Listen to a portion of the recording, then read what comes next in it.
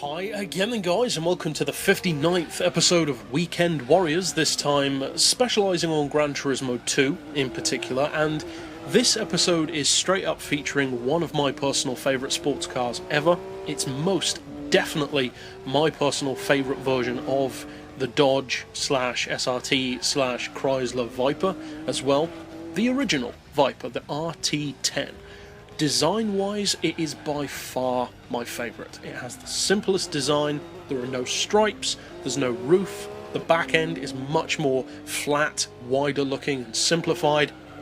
Everything about the car just looks much more like a toy, or like a blank slate, or a hot rod that you can work with, whereas the newer versions like the GTS, the ACR, the GTSR, and of course the SRT10, etc., they got more and more visually complex. They restyled them, made them look more like a machine that was the way the manufacturer wanted it, and that was that. Whereas this car looked like, well, as I said, a canvas that you could kind of swap out things with, maybe put a wing on it or a body kit. That ultimately basically is what Dodge themselves did with the car, but I like it in its pure form. And that is actually something which I also love about Koenigsegg. My personal favourite Koenigsegg is the original CC8S for the exact same reason. It doesn't have all the fancy detailing and the intakes and the wings that all of the following models had, it just has that essential underlying shape. That is exactly the same for this car. And likewise, in terms of the performance that it has, the engine which it has, it set the tone for what the Viper would be. It's got that 8 litre V10. Stock power isn't massive, especially not by today's standards, but at the time, in the early 90s, it was certainly more than enough. Now, stock power is reasonably good, certainly sports car territory. In tuned form though, on Gran Turismo 2, this is a monster. It's one of the most powerful naturally aspirated cars in the game, 706 horsepower, 629 foot-pounds of torque. Those are great numbers to be working with from a naturally aspirated engine. Now with the newer Vipers on newer Gran Turismo games, you're usually working with a supercharger or a turbo and getting 900, 1000, 1100 horsepower even, or even more on Gran Turismo 6. So for this one, in comparison to that, to have 706 horsepower without a supercharger or a turbo is actually really impressive, and this definitely has the potential, were it still featured on Gran Turismo, to be putting out very similar numbers actually to those cars. But what about the rest of its spec? Well, the price, incidentally, on this one is a reasonable 73,000 credits, or a fraction under. That's a pretty good price, because as far as sports cars go, even by today's standards, the Viper is basically, I would say, the highest point of the sports car hill. It's about as high as you can possibly take a sports car before it becomes a super sports car. Some people might say that the Viper is, and with some of them I would agree with that. This original version though, I wouldn't.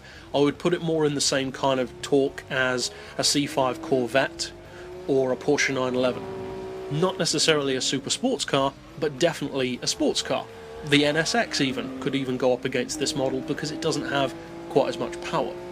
The funny thing about Vipers though is that they're not just big power straight line machines, which is what you could very easily assume that they would be. They've got that big engine, very lazy power, which is a good thing. It gives you a huge amount of power and torque without really having to work too hard. But the thing about them, which is usually surprising to people who aren't familiar with what a Viper's like to drive on a game, is that they're actually much more competitive than you would naturally assume around corners. I'm not necessarily saying that they're beginner friendly or even easy to drive fast, although they're easier than you might think, but they are very quick and very, very competitive as well. This car weighs 1,340 kilos after the full weight loss package, which is pretty good. I believe you can get some Vipers a little bit lower than that now. I think the ACR version of the SRT10 is like 1242, I think it is, on Gran Turismo 6, so it's not quite as light as the newer ones, but then again, you wouldn't really expect it to be. And when you fit the race conversion on this particular vehicle, which you can of course also see in this video, it takes the weight down to 1,286 kilos, which is a pretty good drop to have. That's just under a 60 kilo difference, and it does make a difference because of course it's not just the weight that changes, Now, speaking of that racing conversion, it's expensive. 85,000 credits just for that one thing means that it's only for the kind of people who have money to burn, basically, or just love this car. In terms of the broad range of Gran Turismo 2's racing events and which ones you can genuinely use this car for, it does have good range, for sure. In fact, you can take it into some surprisingly low-powered events and do really well. So, for that side of things, it definitely has use. In fact, more use than, for instance, the Viper GTS does, because that's already a more powerful car, which disqualifies it from those lower-powered events.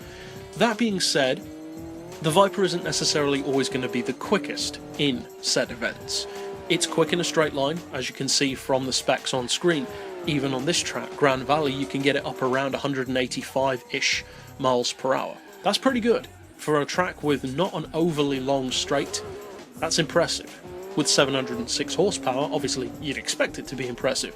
But still, the top speeds weren't generally speaking as high on Gran Turismo 2, which is why stuff like the Speed 12 stood out so much back then. The great thing about the Viper as well is that it combines that kind of power, which you'd expect from vehicles like supercars typically, with handling which is much more forgiving. It's not a totally forgiving machine. Of course, you can spin out, you can very easily use a little bit too much throttle, spin up the wheels, not necessarily lose control, but waste a little bit of time through a corner here or there.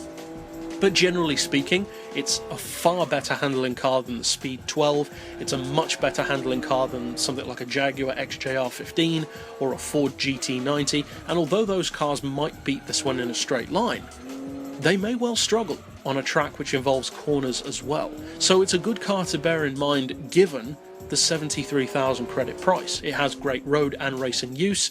Personally, I do prefer the road version visually, but as you can see, of course, from the lap times, the racing version is, as you'd assume, quicker. The handling is tighter, tauter, more aggressive, sharper, and the downforce, of course, makes a big difference as well.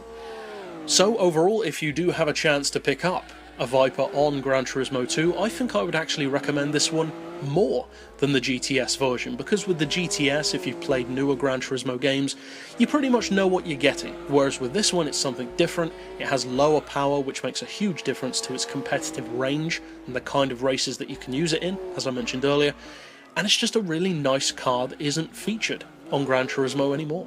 But that's it for this pick overall. I'll see you guys next time, and as always, thanks for watching.